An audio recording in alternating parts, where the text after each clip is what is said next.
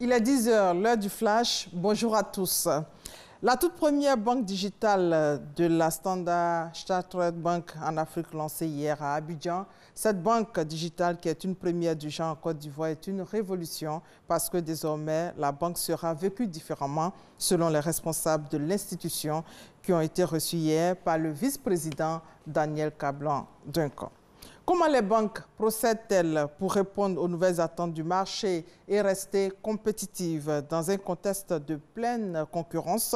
En Côte d'Ivoire, l'une d'entre elles a décidé de lancer une plateforme stratégique résolument axée digitale, une première dans la sous-région, objectif faciliter la gestion de son compte bancaire. On fait le point avec Lanciné Bakayoko.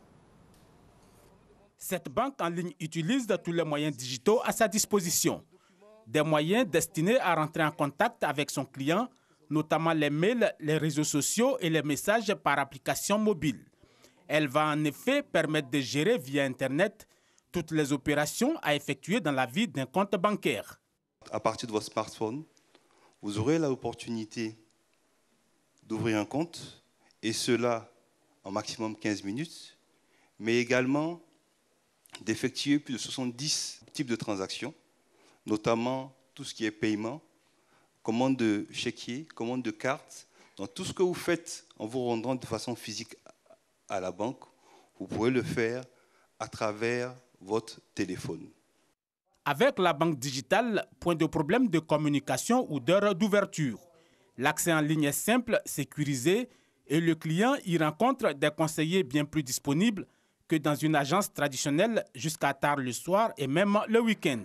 Nous permettons d'augmenter de façon significative l'inclusion financière en Côte d'Ivoire, qui est chère à la Banque centrale et qui est chère au gouvernement de la Côte d'Ivoire.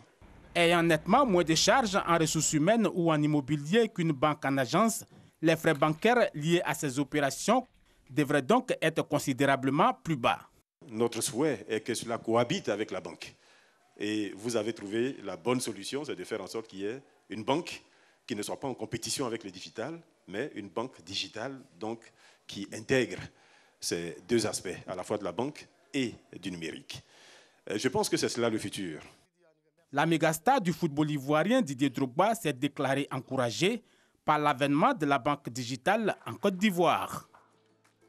Au plan politique, les élections sénatoriales du 24 mars, la liste des candidats a été transmise hier au Conseil constitutionnel. Après donc la commission électorale indépendante, c'est au tour du juge des élections de plancher sur les dossiers de candidature. Il y a 58 listes de candidatures, ce qui fait au total 116 candidats, dont 11 femmes.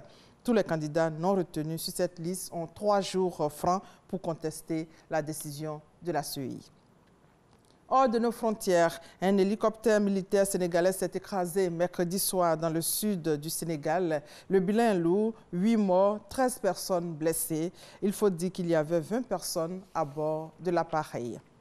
Le président nigérien en visite dans le nord-est du pays, région dévastée par 9 ans de guerre, a promis de ne jamais relâcher ses efforts pour libérer les quelques 200 élèves de Dapchi enlevés le mois dernier par Boko Haram. Mohamedou Bouhari promet le retour donc de ces écolières. 7 ans de guerre en Syrie et aucune éclaircie à l'horizon. Alors que les combats font rage dans la Ghouta orientale et à Afrin, la Syrie entre ce jeudi dans sa 8e année de guerre. C'était le 15 mars 2011. La guerre a fait plus de 350 000 morts, des centaines de milliers de blessés et de handicapés, 6 millions de réfugiés et autant de déplacés internes. Ce conflit a provoqué, selon les Nations Unies, l'une des plus graves crises humanitaires depuis la Deuxième Guerre mondiale. Et aucune perspective de solution ne se profile à l'horizon. Et voilà, c'est la fin de ce flash. On se retrouve à 13 h. Merci de votre fidélité.